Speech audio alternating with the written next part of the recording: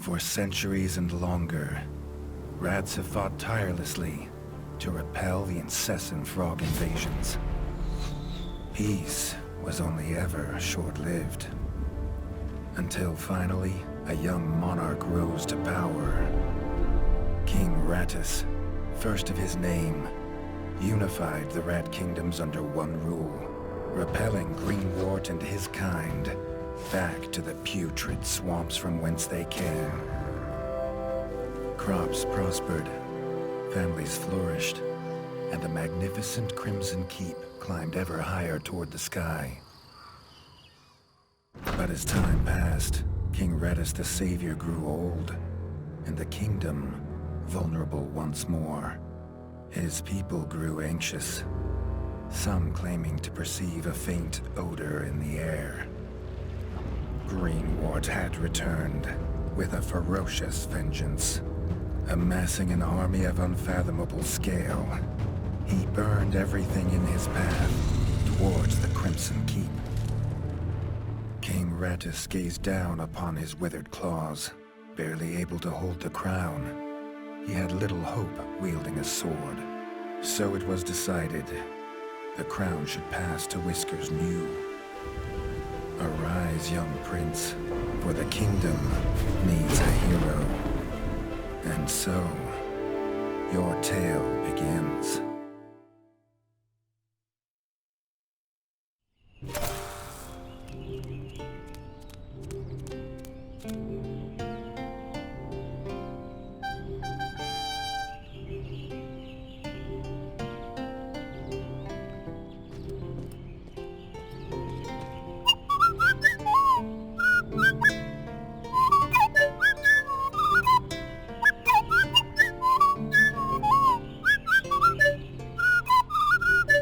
When his squire woke him with this god-awful noise, the young prince was dreaming about this day, just like he had for months.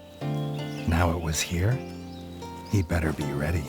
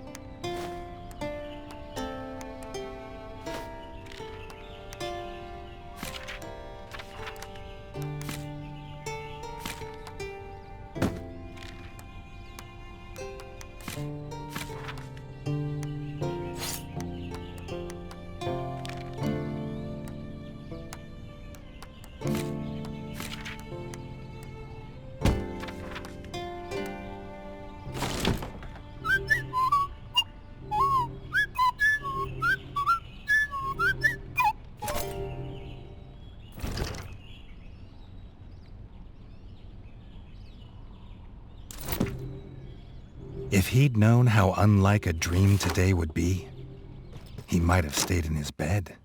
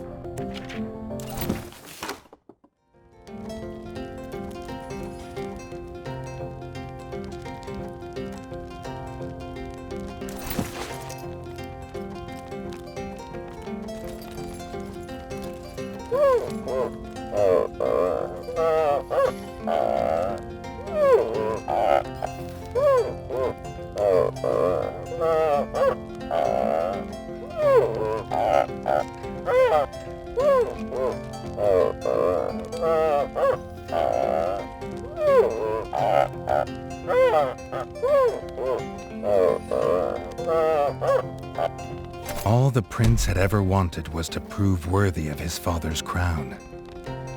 He might be the smallest brother, but if he was prepared, he thought he had some small chance.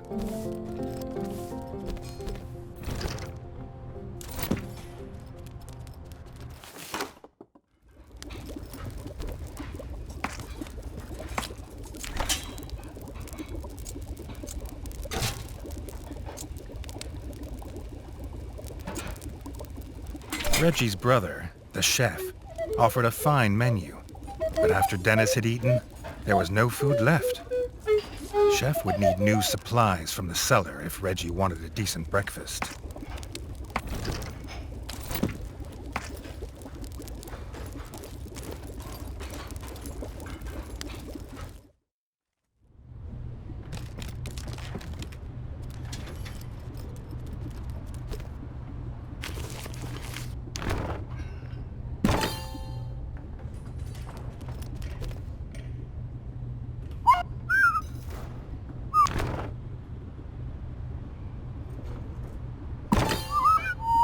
The bard had found the last of the summer raspberries in the bare basement. The bard was quick to offer one, even though they weren't his.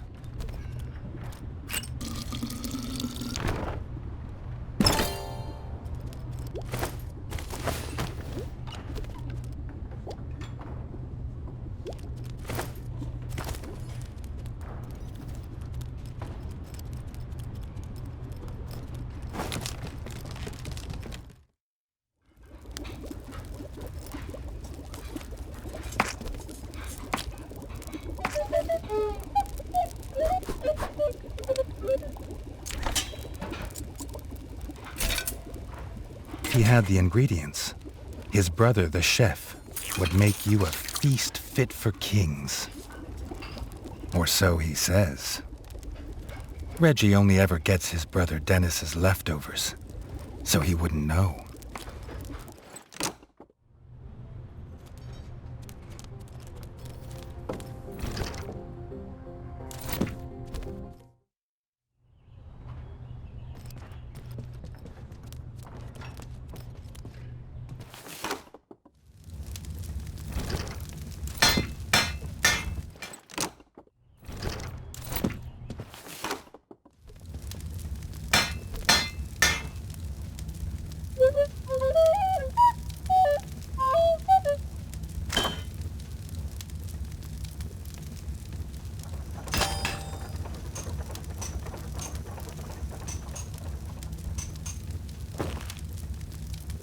His brother, the smith, could forge armor and weapons to see off any enemy. He'd make some for Redgi, if the young prince could find blueprints for a rat of his stature.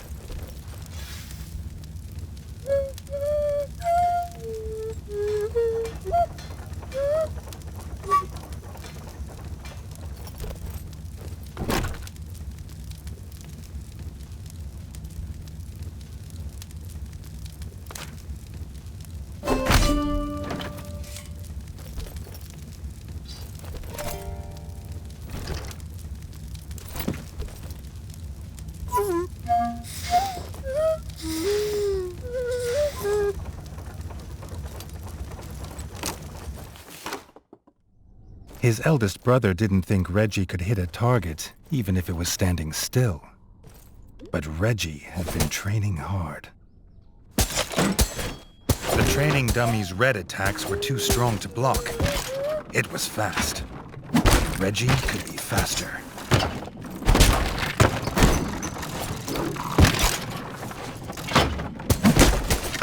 Not even Redgi could dodge the dummy's yellow attacks. His only hope was to parry with his trusty shield.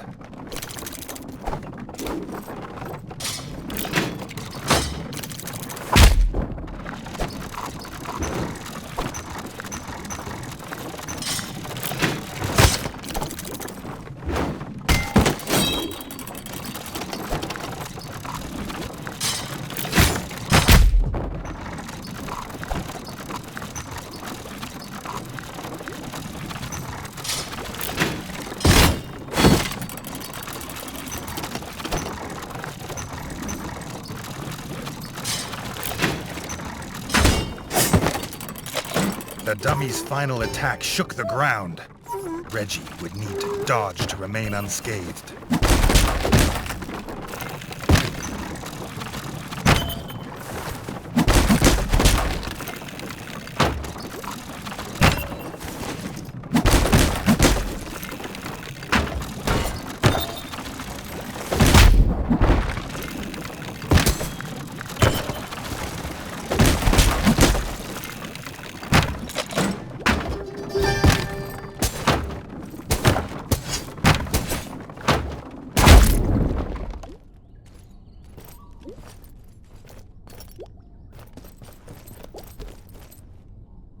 Freshly squeezed bug juice, drink of champions. Nothing better after a long fight.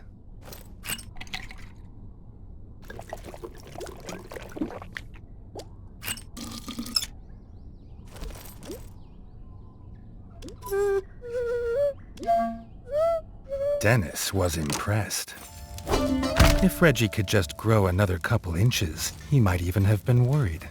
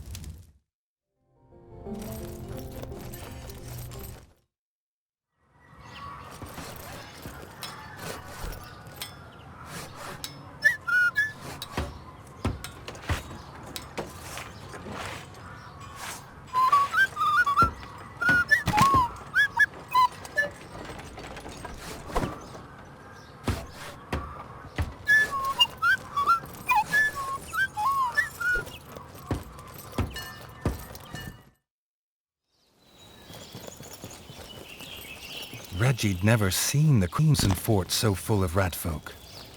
The whole kingdom was there. Some even cheered for him. But the king had let his eldest brother lead the procession.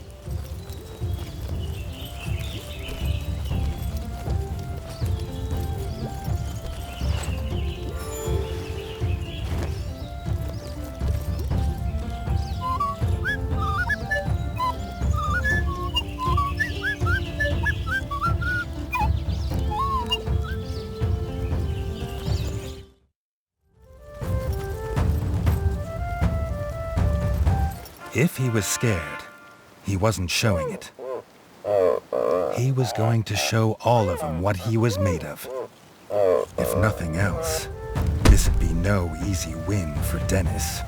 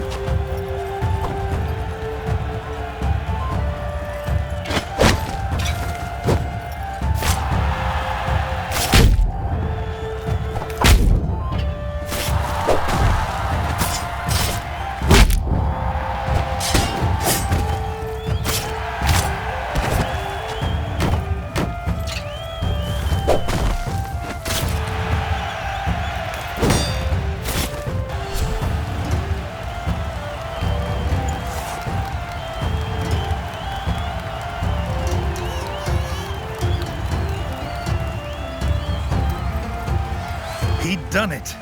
He'd proved himself a worthy heir to his father's kingdom.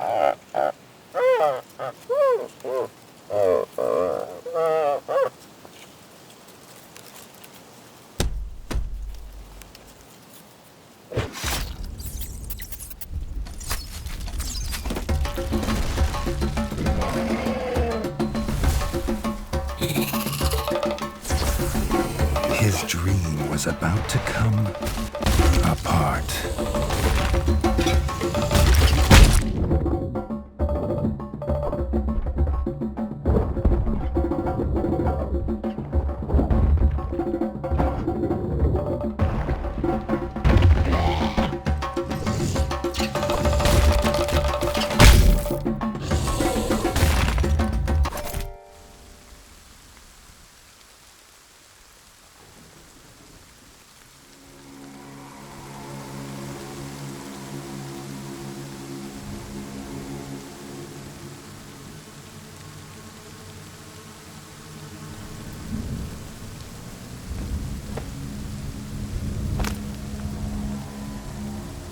The prince woke this time from a dream of blood and frog spawn, finding he had neither a crown, nor a kingdom, nor a father.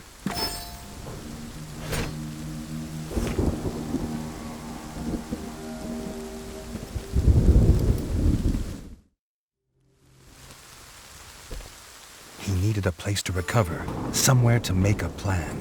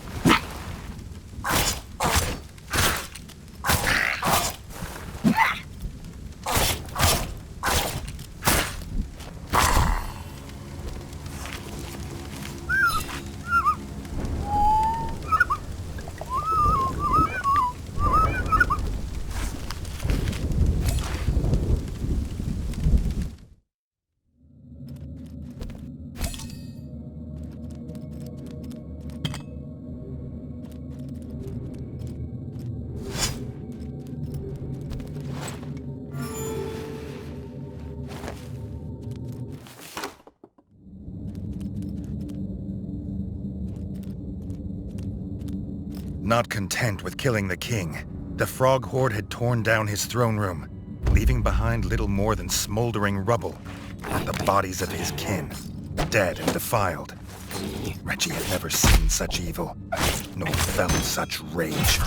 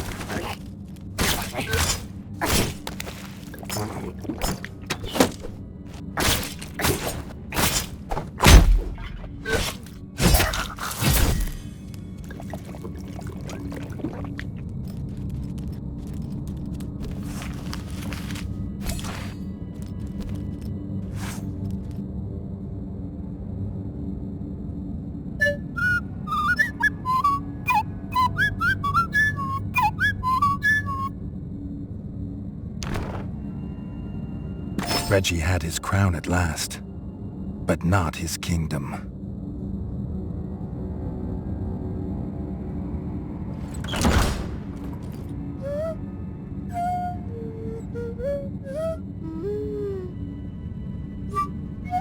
Dennis had returned, but shamefaced. Drunk from drowning his sorrows in the village, he couldn't hold back the frogs there, or stop them taking their brother, the chef.